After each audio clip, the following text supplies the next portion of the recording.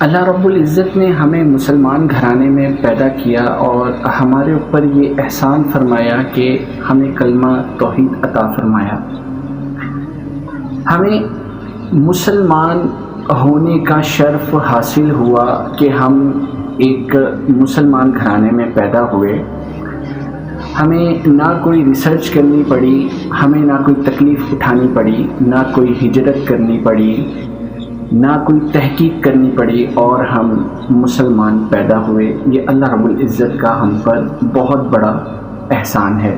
کیا آیا کہ اس احسان کا بدلہ جو کہ ہم نہیں اتار سکتے، لیکن جو احکام اللہ رب العزت کے ہیں اور آپ صلی اللہ علیہ وآلہ وسلم کے ہیں، کیا اس فرمودات پر عمل کر کے ہم اپنی زندگی کو گزار رہے ہیں؟ دیکھیں، اسلام کے 5 ارکان ہیں بنیادی، جو کہ ہم ڈسکس کرتے ہیں اور ہمارے بچے بھی پڑھتے ہیں اور ہم بچپن سے پڑھتے آئے ہیں، جس میں سے پہلا ارکان جو ہے وہ توحید کا ہے۔ دیکھیں، وہ تو ہمیں بائی برتھ ملا، ہمیں پیدائش کے ساتھ ہی کلمہ اللہ رب العزت نے نصیب فرمایا، اس کا احسان ہے۔ دوسرا ارکان وہ ہے نماز جو کہ ہر حالت میں فرض ہے اور ہر حالت میں پڑھنی ہے، اور اس کے لیے کوئی استطاعت کی ضرورت نہیں ہے۔ اگر آپ بیمار ہیں تو بیٹھ کر پڑھ سکتے ہیں، آپ بہت زیادہ بیمار ہیں آپ لیٹ کر پڑھ سکتے ہیں، آپ اشاروں سے پڑھ سکتے ہیں۔ دین اسلام میں اس کے لیے بہت گنجائش ہے۔ تیسرا ارکان جو ہمیں پڑھایا جاتا ہے وہ ہے روزہ۔ روزہ جو ہے وہ سال میں ایک دفعہ ہے، اور سال میں ایک بار 30 دن کے روزے ہیں۔ اس میں بھی جو ہے بیمار اور جو سفر کرتے ہیں ان کو استثناء حاصل ہے کہ وہ بعد کے دنوں میں آسانی سے ان ایام کو پورا کریں۔ چوتھا ارکان جو ڈسکس ہوتا ہے وہ ہے زکوٰۃ۔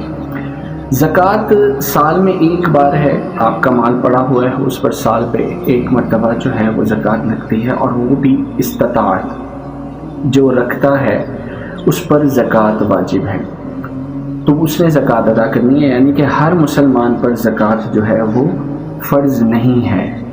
اور جو آخری 5واں رکن ہے وہ ہے حج۔ حج بھی آپ دیکھیں کہ جو استطاعت رکھتا ہے دین اسلام میں وہ اس کو ادا کرتا ہے۔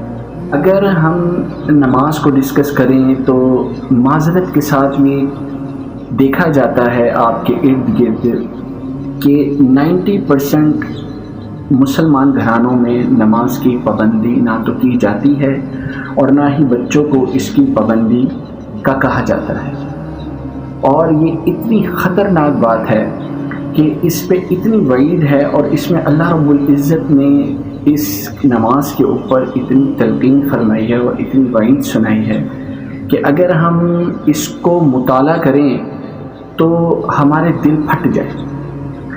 یعنی جو آپ نے کرنا ہے اور وہ ہر حالت میں کرنا ہے، جس پر کوئی پیسہ نہیں لگنا، جس کے اوپر نہیں، اور یہ اللہ کا حق ہے کہ ہم نے نماز کی پابندی جو ہے خود تو کرنی ہے، بچوں کو بھی کروانی ہے۔ اس پہ آپ صلی اللہ علیہ وآلہ وسلم کی صحیح مسلم کی حدیث ہے کہ آپ صلی اللہ علیہ وآلہ وسلم نے ارشاد فرمایا، مسلمان اور شرک اور کفر کے درمیان فرق نماز کا ترک کر دینا ہے۔ آپ صلی اللہ علیہ وسلم نے ارشاد فرمایا کہ جس نے نماز کو ترک کیا اس نے کفر کیا۔ اللہ رب العزت قرآن میں ارشاد فرماتے ہیں، ما سلککم فی سقر، جنتی دوزخیوں سے پوچھیں گے کہ تمہیں جہنم میں، دوزخ میں کس چیز نے ڈال دیا؟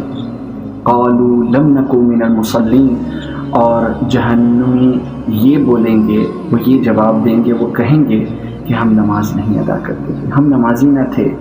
دیکھو میرے بہنوں اور بھائیوں، ہم نے نماز کو بہت ہلکا لیا ہوا ہے۔ آپ اس کا اندازہ نہیں کر سکتے کہ جو بندہ نماز پر آ کر اٹک گیا تو آگے اس نے جتنے مرضی اچھے کام کیے ہوں، اس نے بہت خیراتیں کی ہوں، اس نے غریبوں پر بڑے احسان کیے ہوں، یہ چیز بات کی چیز ہے کہ جب وہ آئے گی سب سے پہلا سوال نماز کا ہے۔ اللہ رب العزت نے ابھی ہمیں مہلت دی ہوئی ہے، ابھی سانس باقی ہے، ابھی ہمیں عمل کی ضرورت ہے۔ اگر اللہ رب العزت ہمیں مہلت نہ دیتا، ہر گناہ پر پکڑ کرتا، اللہ رب العزت نے قرآن میں ارشاد فرمایا کہ اگر ہر گناہ پر وہ پکڑ کرتا تو کوئی ایک جاندار بھی زمین کی پشت پر نہ رہتا۔ حدیث میں یہاں تک آیا ہے کہ اگر کوئی بے نمازی ہے تو اس کا نماز جنازہ بھی نہیں ہے۔ دیکھو بہنوں اور بھائیوں، ہمیں جو ہے اگر مسلمان مرنا ہے اور ہم مسلمان ہیں اور ہم نے مسلمان مرنا ہے تو ہمیں اللہ رب العزت کے احکامات اور آپ صلی اللہ علیہ وسلم کے فرمودات پر عمل کر کے اپنی زندگی کو گزارنے کی ہمیں ضرورت ہے۔ اگر ہم نے مسلمان نہیں مرنا تو پھر جو چاہے وہ انسان کرے۔ ابھی تو ہمارے پاس مہلت بھی ہے، ہمارے پاس ٹائم بھی ہے، ہم ہر کام کے لیے ٹائم نکالتے ہیں، لیکن ہم نماز کے لیے ٹائم نہیں نکالتے۔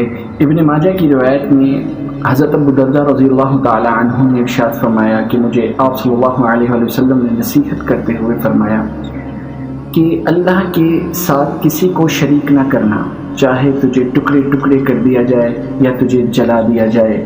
اور دوسری نصیحت میں یہ کہا کہ نماز کبھی نہ چھوڑنا، نماز کو قصداً جان بوجھ کر چھوڑا اس سے اللہ کا ذمہ جاتا رہا۔ اور لاسٹ میں یہ نصیحت فرمائی کہ شراب نہ پینا، شراب تمام برائیوں کی جڑ ہے۔ دیکھیے اگلا لمحہ ہماری موت کا لمحہ ہو سکتا ہے۔ یہ جو سانس اندر جا رہی ہے اور باہر آ رہی ہے، یہ کسی بھی لمحے بند ہو سکتی ہے، اور بس اللہ کا حکم ہونا ہے اور یہ سانس رک جانی ہے۔ جب تک سانس ہے تب تک ہمارے پاس وقت ہے عمل کرنے کے لیے۔ دیکھیے ممکن ہے کہ جس گناہ میں آپ مبتلا ہیں اسی گناہ میں آپ کی موت ہو جائے، اس لیے انسان کو ہر ٹائم اپنی آخرت کی فکر لاحق ہونی چاہیے۔ اگر آخرت کی فکر لاحق نہیں ہے تو دین کا کوئی کام انسان سر انجام نہیں دے سکتا۔ نہ وہ وقت پر نماز پڑھ سکتا ہے، نہ وہ صلہ رحمی کر سکتا ہے، نہ بیوی اور بچوں کا حقوق ادا کر سکتا ہے، نہ وہ ماں باپ کا جو احسان کا بدلہ ہے وہ دے سکتا ہے، ماں باپ کے ساتھ احسان کر سکتا ہے، وہ بھی نہیں کر سکتا۔ یہاں پر معاشرے میں ایک بات تو بہت ہی ایک عام ہے کہ صرف دین میں نماز نہیں ہے۔ یہ میں آج آپ کو بتا دوں کہ جب نماز انسان ادا کرتا ہے تو اس کے ساتھ ساتھ دین کے سارے کاموں کو بہت بآسانی سر انجام دیتا ہے۔ قرآن کو پڑھیے، قرآن کو پڑھیے، قرآن کو سمجھیے، قرآن کا ترجمہ کیجیے۔ اللہ رب العزت نے قرآن میں ارشاد فرمایا یوم یکشف عن ساق ویدعون الی السجود فلا یستطیعون۔ جب اللہ رب العزت اپنی پنڈلی کو کھولے گا، جس دن پنڈلی کھول دی جائے گی اور جب سجدے کے لیے بلائے جائیں گے تو وہ سجدہ نہ کر سکیں گے۔ اس سے ریلیٹڈ صحیح بخاری میں حدیث ہے، آپ صلی اللہ علیہ وآلہ وسلم نے ارشاد فرمایا کہ قیامت کے روز اللہ رب العزت اپنی پنڈلی کھولے گا تو مومن مرد اور عورت سجدے میں گر پڑیں گے، سوائے ان کے کہ جو دنیا میں صرف دکھاوے کے طور پر نماز کو ادا کرتے تھے اور سجدہ کرتے تھے۔ جب وہ سجدہ کرنے ہی لگیں گے تو ان کی پیٹھ تختہ ہو جائے گی اور وہ مڑ نہیں سکیں گے، یعنی کہ اللہ رب العزت ان کو اس دم سجدے کی توفیق عطا نہیں فرمائے گا، کیونکہ جس انسان نے دنیا میں سجدے کو ترک کیا اس کو قیامت کے روز اللہ کے سامنے بھی سجدہ نصیب نہیں ہوگا۔ یہ اللہ رب العزت نے قرآن میں ارشاد فرمایا خاشعۃ ابصارهم ترهقهم ذلۃ وقد كانوا يدعون الى السجود وهم سالمون۔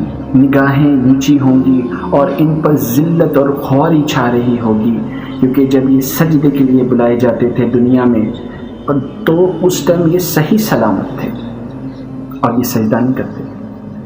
اللہ رب العزت نے سخت قسم کی وعید ہمیں قرآن میں دی ہے کہ جو لوگ نماز کو ادا نہیں کرتے، جو لوگ نماز کو ادا نہیں کرتے، اللہ رب العزت نے یہ سخت وعید ہمیں اس قرآن نے بے نمازیوں کے لیے دی ہے کہ جو دنیا میں اللہ رب العزت کی عبادت نہیں کرے گا وہ دنیا میں کیا آخرت میں بھی ذلت کا سامنا کرے گا۔ ایک دفعہ آنکھیں بند ہونے کی دیر ہے، ایک دفعہ مر گئے تو یہ سب جو مزے اور یہ جو عیاشیاں ہیں اور جو بالکل بے خبر ہیں، جو مذاق اڑاتے ہیں لوگوں کا، جو نمازیوں کا مذاق اڑاتے ہیں، جو نماز کا مذاق اڑاتے ہیں، جو قرآن کا مذاق اڑاتے ہیں، دیکھیں قرآن کو اور حدیث کو نہ مان کر چلنا جو ہے یہ مذاق اڑانے کے مترادف ہے۔ اگر ہم نے ابھی بھی عقل نہیں کی تو آنکھ بند ہونے کی دیر ہے، یہ سارے پردے فاش ہو جائیں گے اور انسان کو نظر آ جائے گا کہ وہ کیا پیچھے چھوڑ کر آیا ہے اور اس نے کیا آگے کے لیے بھیجا تھا۔ دیکھیں یہ فیصلہ تو اب ہم لوگوں نے خود کرنا ہے کہ ہم نے مرنا کس طرح ہے، ہم کیسے مرنا چاہتے ہیں۔ ہم اللہ کے راستے میں جہاد کرتے ہوئے، اللہ کے نام پر، اللہ کے احکامات پر عمل کرتے ہوئے، قرآن اور حدیث پر عمل کرتے ہوئے مرنا چاہتے ہیں۔ ساروں کی خواہش یہی ہے کہ ہم اچھی موت مریں۔ آپ صلی اللہ علیہ وسلم نے ارشاد فرمایا کہ قبر جنت کے باغوں میں سے ایک باغ ہے اور جہنم کے گڑھوں میں سے ایک گڑھا۔ یہ انسان پر ہے کہ اس نے اپنی قبر کو جنت کے باغوں میں سے ایک باغ بنانا ہے یا جہنم کے گڑھوں میں سے ایک گڑھا۔ مسلمان اچھی موت مرنا چاہتا ہے لیکن عمل کرنا نہیں چاہتا۔ ہمیں باعمل ہونا پڑے گا تو ہی ہمارے اگلے حالات بہتر ہوں گے۔ اللہ رب العزت ابھی ہمارے تمام گناہوں کو معاف کرنے کا اعلان کر رہا ہے، لیکن قرآن میں ارشاد فرمایا قُلْ يَا عِبَادِيَ الَّذِينَ أَسْرَفُوا عَلَىٰ أَنفُسِهِمْ، کہہ دیجئے میرے بندوں سے کہ جو اپنی جانوں پر زیادتی کر بیٹھے ہیں، لا تقنطوا من رحمت اللہ کی رحمت سے نا امید نہیں ہونا۔ کیوں نا امید نہیں ہونا؟ ان اللہ یغفر الذنوب جميعا، بے شک تمام کے تمام گناہوں کو معاف کرنے والا اللہ رب العزت ہے۔ اور وہ کیوں گناہوں کو معاف کرنے والا ہے؟ انہ هو الغفور الرحیم، کیونکہ وہ بہت بخشنے والا اور رحم کرنے والا ہے۔ اللہ بہت انصاف کرنے والا ہے، اللہ بہت انصاف کرنے والا ہے۔ آپ کیا سمجھتے ہیں اللہ رب العزت نے قرآن میں ارشاد فرمایا کیا گناہ گار لوگ اور جو عبادت گزار لوگ ہیں، نیک لوگ، کیا وہ برابر ہو سکتے؟ کبھی بھی نہیں ہو سکتے۔